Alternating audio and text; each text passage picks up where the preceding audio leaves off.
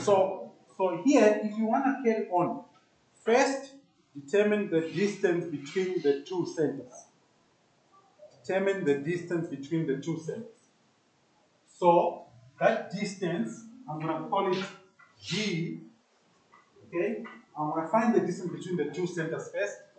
Then I'll determine the radii of both circles, and then add or subtract depending with the scenario here. Right, but the distance between the two centers will give me a clue which route I should take. So I'll say D is equal to the center of the first one. It's at x equal to -2 and y equal to 4. So I'm going to have -2 minus, here it's going to be +5. What am I trying to do? I want to find the distance between the centers of the circles. So I have to use the distance formula. That's why I'm writing it like this.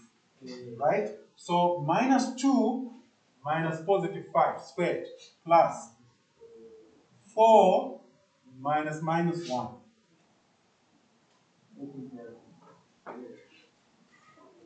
Okay? Then I'll get my distance between the two centers. Wait. The minus is supposed to be. There is a +1 here, so it is -1. No, you see there, it's -4. Not -1.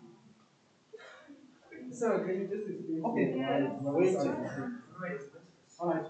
You guys, are you going over your stuff for what? X minus A squared plus Y minus B squared. Wait. R equal to R squared. I told you on the first day that I was doing questions on the equation of the circle. If there is a minus in the formula there, right? For this equation, there is a plus here. That means the value of A is negative. That's why I put -2 here. Okay? I told you about that.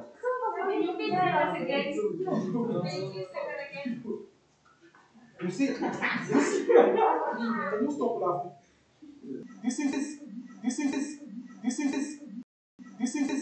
This is your equation of your circle. That's the equation, the general equation. You've got a minus here and a minus there. Between the x and the a, between the y and the b. Right? Whenever you get any other equation, you compare it with the general equation. So let's start with the x part here.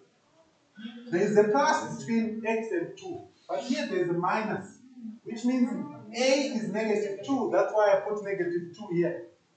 Okay. Alright? Then the x value here, you see that there's a minus between the x and the +5 and the 5. So I'll put -5 squared.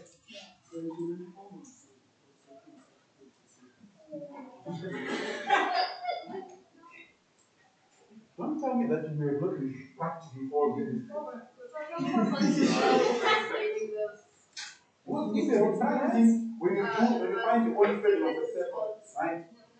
Or when you are asked to determine the equation of the circle, you look at the answers.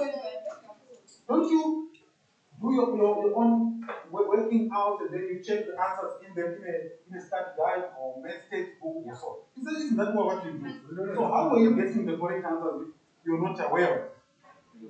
Usually, no, sir. Let's be fair. When you substitute into the equation, you first put the negative and then put the 2 in brackets. Only then would it change into a negative. You didn't put that step in. When? You went straight to changing the 2 to a negative. Alright.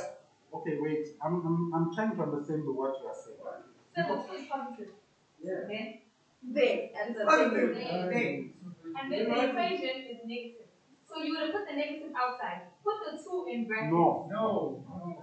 Okay.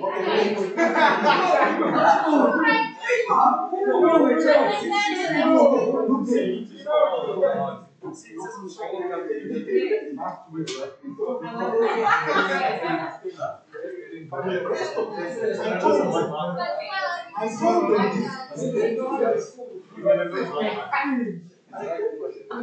The rest of you, I told you last week. Listen, okay, let me just be honest with you. And I think, I'm not sure that I told you this. Mathematics is a unique subject. That's why, you see me, if I've been absent since the beginning of the year. So that's how you get sick. Now, wait, listen. Don't rush me to say it. Right? I don't usually get absent because I know the nature of myself. Wait. Why? You don't get sick. Can you wait? Stop. Right? So, if for whatever reason, maybe it's a genuine reason, you are not well, I can understand. But it is better that when you come back, I need to consult with the teacher about what was done in the class. When I say consult, means you can say, sir, can you just help me to understand what you did or show me what you did when I was not here? Especially if you have not been there for more than 1 year. Right?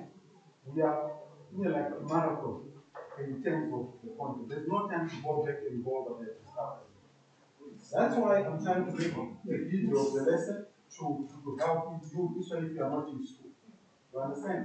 So I can understand why what she's saying was she was not there last week.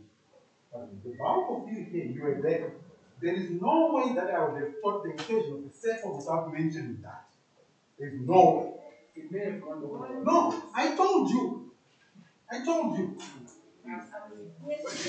Okay, sir. Continue, sir.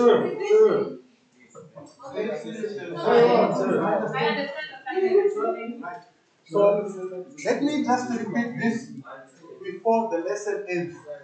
Right? This is your equation of your circle. Right? And this is the given equation. So what you do if you want to determine the center, you check the signs. If there's a minus between the given equation, that is in the given equation, there's a minus between x and whatever constant, it means that the value of a is positive. If there's a plus like this, means a is negative. So the coordinate of the center of that circle is going to be x is minus 2. There's a minus here, so y is going to be positive 4. That's the reason why I put minus 2 here. I put a positive 4. Okay? Right? Then, for the second one, there is a minus here. That's why I put a minus there. And the y value, or sorry, the x2 or x1 is what? Positive. Then here there's a plus. That's why I'm putting minus 1 inside brackets. Is that clear then? Right, so let's carry on. Then we are here, I simplify that plus. That will give me 5 squared. So my d is going to be the square root of 49 plus 10. And this will give you d. So the 25 plus 25. Sorry, I'm rushing. So it's going to be the 24. Can you wait? Where are you rushing to? To eat. Listen, then my radius of the first one, right, it's equal to the square root of 25, which is what? 5. The radius of the second one is going to be the square root of 9, which is the what? The 3. Are you following here? Now check this. R1 plus R2 is equal to what? 5 plus 3, which is 8. Which means the sum of the radii is less than the distance between their centers. Okay, no, let's check. What's the square root of 74? 8.6. So what this means that D is greater than R1 plus R2. Which means the distance between the centers is beyond the sum of the radii. Therefore, the circles don't intersect and they don't touch. Good.